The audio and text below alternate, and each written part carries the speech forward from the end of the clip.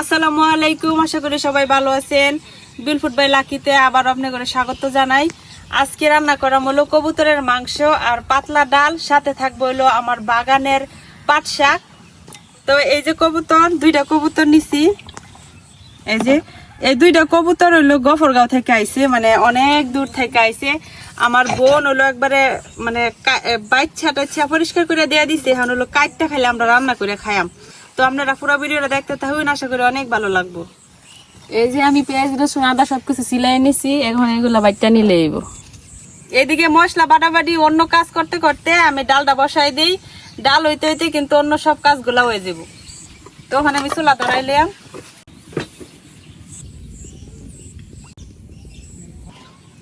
এই যে কবুতরের মাংসগুলা দেখেন, মানে এক একটা সাইজ কি বড় বড়। আমার বোনে কি করছে, সুবিধার লাগিয়া হে একবারে কাটিয়া চামড়া টামড়া পরিষ্কার করে একবারে পুইরা দিয়ে দিছে। এগুলো হলো বাচ্চা কবুতর। তো অনেকদিন যাবত কিন্তু কবুতরের মাংস খাই না।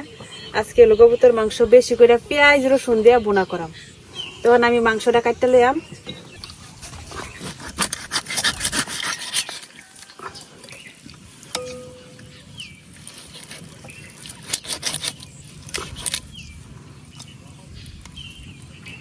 যে কলিজা গিলাটাও কাটতে ভিতরে বইরা দিয়ে দিছে।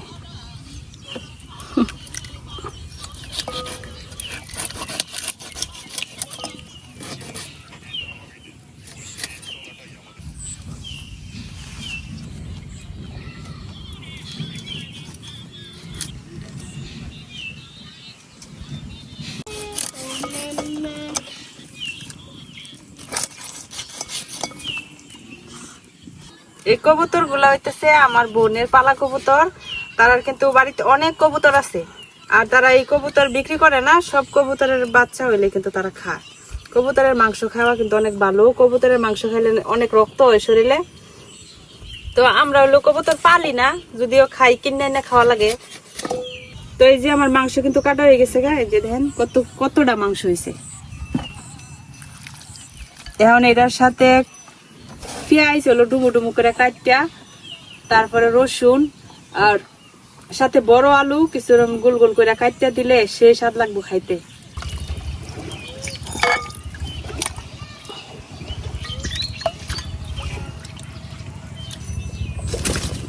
পেঁয়াজ গুলা এখন চাক চাক করে কাটতে নিয়ে গোল গোল করে।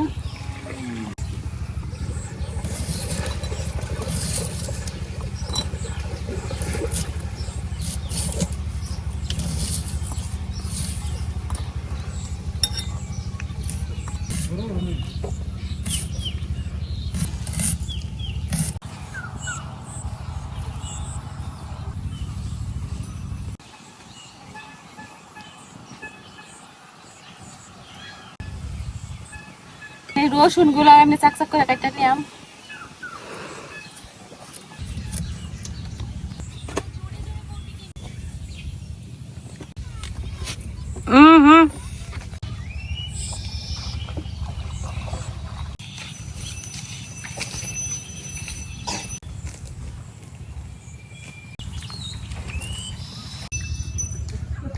এই যে কবুতরের গোস্তর লাগে কিন্তু আমরা পেঁয়াজ রসুন একবার এই যে কাটটা নিচ্ছি চাক চাক করে। বাড়ার থেকে আমি চাক চাক করে দিলে আর কি অনেক মজা লাগে, ভাল লাগে, কামড়ে কামড়ে ভাল লাগে। আমরা সবসময় এমনি কাটটাই নেই, আর কেনা কেমন রান্ধতে জানি না, কিন্তু আমরা সবসময় কাটটাই দিয়ে রান্ধি। এখন যাই ডালি লেগে করে কাঁচামরিচ তুলে নিয়ে গাছের থেকে।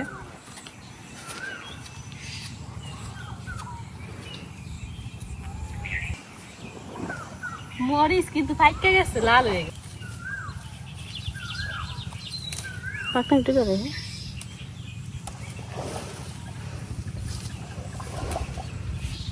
চিলি চলবো। মশলা শেষ, এগুলো ভালো করে পরিষ্কার করে ডাইলে লেগে কাটতে নিব।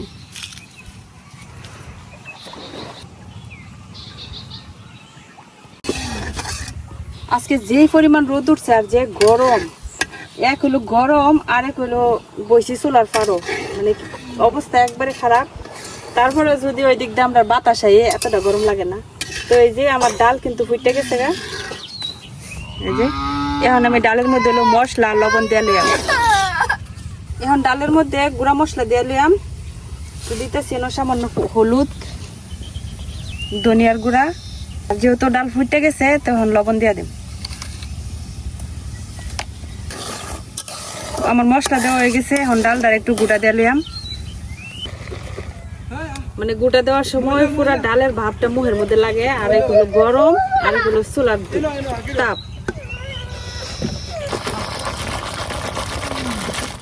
ডাল গুঁড়া দেওয়া হয়ে গেছে, এখন কাঁচামরিচ করে চিরা দিয়ে দিবে না।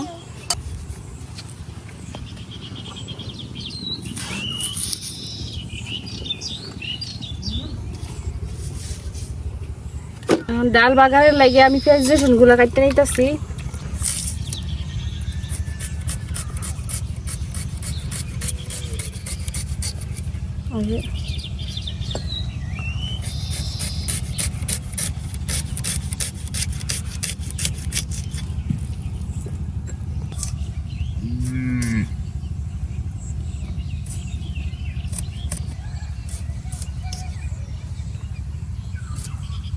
তো আমার ডাল কিন্তু বলো করতে গেছে কয়েকবারই, এখন আমি ডালটার বাগার দিলাম, ডালটা নামাই লইতেছি।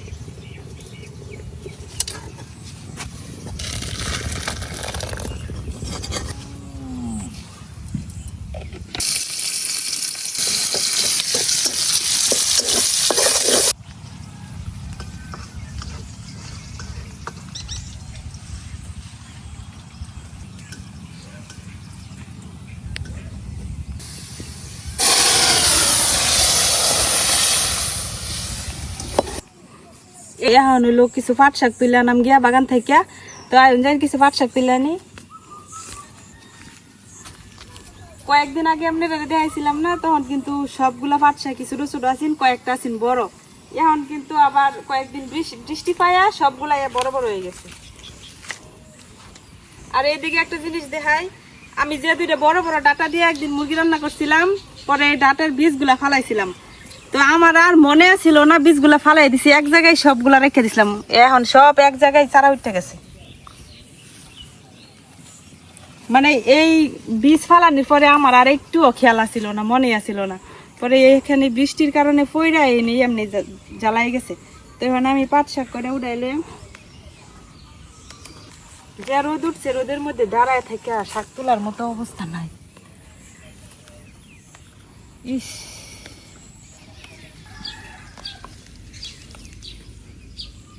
মানুষে কয় যে আমরা গ্রামের মানুষ কালো থাই কি লিগা। আমরা গ্রামে যতই জন্মগত সুন্দর হোক, মানুষটা ফর্সা হোক, এমনি কালো হয় কারণ এই যে রোদে বানে আমরা কাজ করি।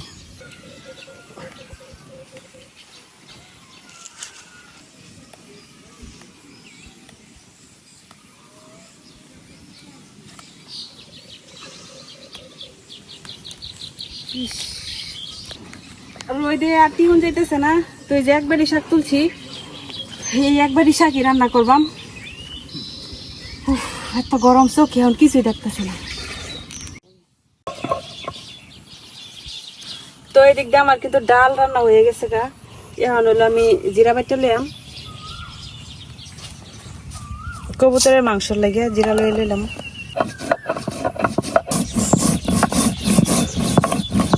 কবুতরের মাংসের লাগে আমরা একটা আলু নিয়ে নিছি, আলুটা এখন পেঁয়াজ রসুনের মতো চাকচাক করে কাটটা নিয়াম।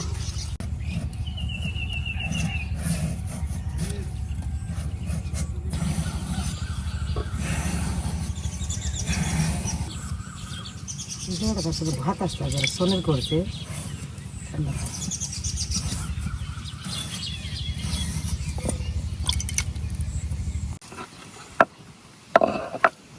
এই যে আমার জিরা বাটা হয়ে গেছে গা।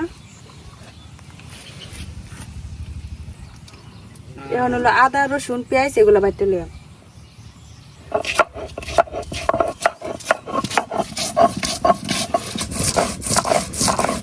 যেহেতু আমরা অনেকগুলা পেঁয়াজ কাটতে দিয়াম, এলাকা বাটার মধ্যে শুধু একটা পেঁয়াজ দিয়াম, বাটার বেশি পেঁয়াজ দিতাম না।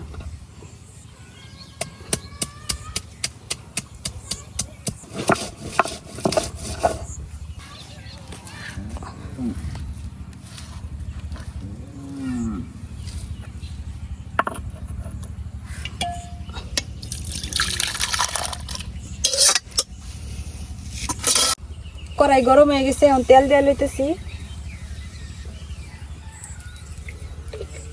এখন তেলের মধ্যে যে পেঁয়াজ আর রসুন গুলা কুচি কুচি করে কাটা রাখা হয়েছে এই পেঁয়াজ আর রসুন গুলা দিয়ে দেন।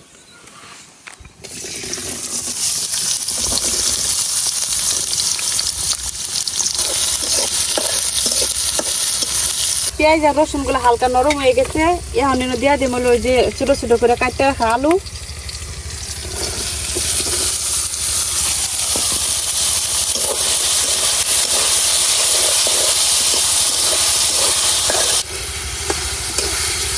পেঁয়াজ রসুন আর আলু এগুলা এখন সিদ্ধ হওয়া পর্যন্ত বাজলাম।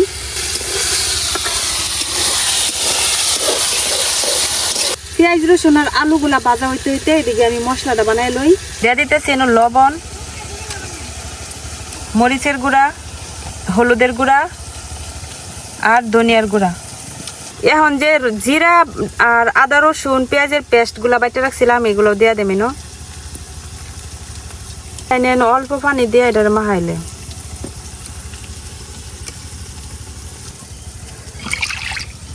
এই যে আমার আলুগুলো কিন্তু সিদ্ধ হয়ে গেছে। এই যে আলুগুলো সিদ্ধ হয়ে গেছে আর পেঁয়াজ আর রসুন গুলো অনেক নরম হয়ে গেছে। এখন হলো আমি মশলাটা যে রেডি করছি মশলাটা দিয়ে নিলাম।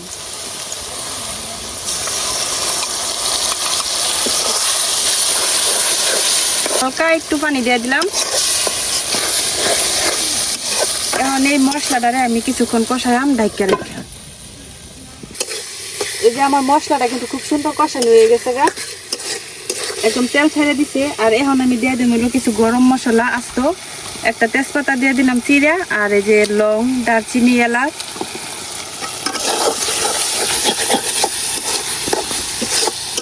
এখন আমি মাংসটা এনে দিয়ে দিই।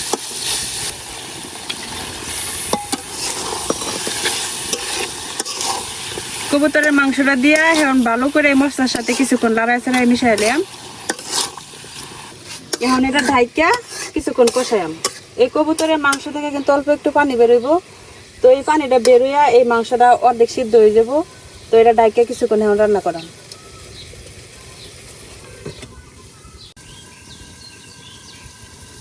এখন কই তোর মাংস দেওয়ার লাগে কয়টা কাঁচামরিচ নিতেছি।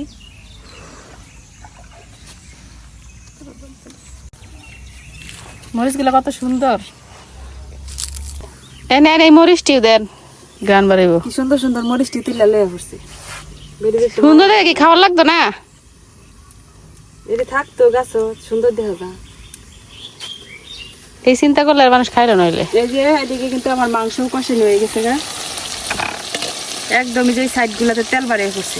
এখন কাঁচামরিচ গুলা দেয়া দিই।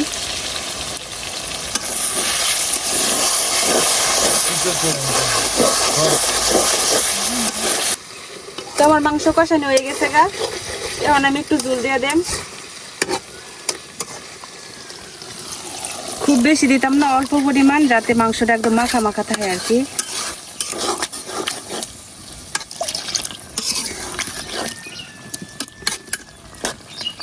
তো জল দেওয়া হয়ে গেছে, এখন ডাইকা মাংসটা রান্না করাম। আর অল্প একটু রান্না করলে কিন্তু হয়ে যাবে। তো দেখি আমার তরকারির কি অবস্থা। এই যে আমার কবুতরের মাংসও কিন্তু হয়ে গেছে গা। তো এরকমই রাখবাম, বুনা বুনা আর কি, বেশি ঝুলও না আবার একদম শুকনাও না। আর এটা নামানোর পরে কিন্তু আরো একটু ঘন হয়ে যাবে ঝুলটা। তো এখন নামাই নিয়াম। এই যে আমার তরকারি কিন্তু হয়ে গেছে গা। তখন তরকারিটা বাড়ির মধ্যে ডালিয়ে লইয়াম।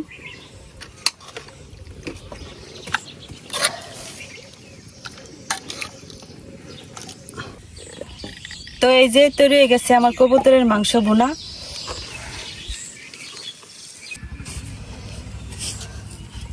শাকগুলো পরিষ্কার করে আমি ধুয়ে লইছি, এখন হলো কড়াই দিয়ে দেন।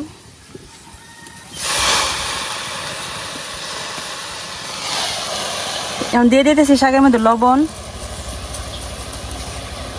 এখন ডাইকা শাকটা কিছুক্ষণ রান্না করাম, শাকটা একদম যতক্ষণ না পর্যন্ত মজে।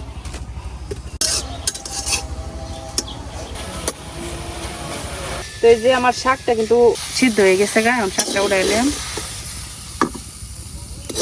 শাকের দিকে কিন্তু একদমই পানি নাই, একদম জর্জরা। একটু আনলে আমার তেলের কালারটা হলুদ, কি তেল জানি।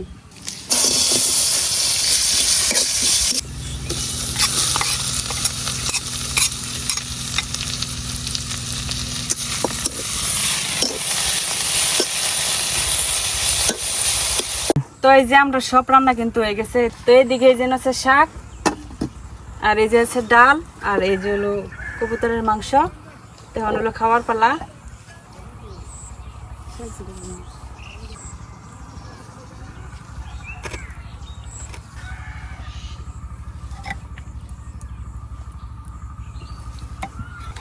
এখন হলো খায়া টেস্ট করে দেখার পালা কেমন রান্নাম এতক্ষণ। দেখা যাক কিরকম হয়েছে এই রোদের মধ্যে, আগুনের মধ্যে, গরমের মধ্যে চুলার পারে থাকাটাই মুশকিল। আমার মনে হয় যে আমি না খায়া থাকতে আরাম এই চুলার পারে আওয়ারছে। বিসমিল্লাহ। বিসমিল্লাহ। কষ্টটা বিফলে যায় নাই, তরকারিটা কিন্তু অনেক মজা হয়েছে। এত কষ্ট করে রাঁধছি, এখন যদি মজা না হয়তো তাহলে কিন্তু দুঃখের সীমা ছিল না। কবুতরের মাংস কিন্তু এমনিতে অনেক বেশি সুস্বাদু হয়, আর যদি বেশি করে পেঁয়াজ রসুন আর এরকম আলু দিয়ে রান্না করা হয় তাহলে কিন্তু আরো বেশি মজা লাগে খাইতে। এই দেখেন কতটা মাংস কতটা সিদ্ধ হয়েছে, একবারে নরম হয়ে গেছে।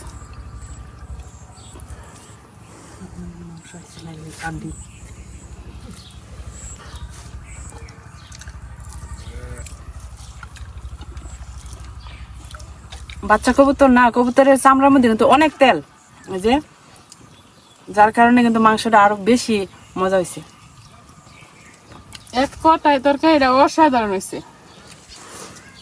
যাই হোক, মনে হচ্ছে তো আরো বেশি মজা। এই গরমের মধ্যে হলো অনেক কষ্ট করে রান্না করছি, এখন হলো একটু বাতাস খাইতেছে, এদিক দিয়ে বাতাসে একটু শান্তি মতো বইয়া খাই।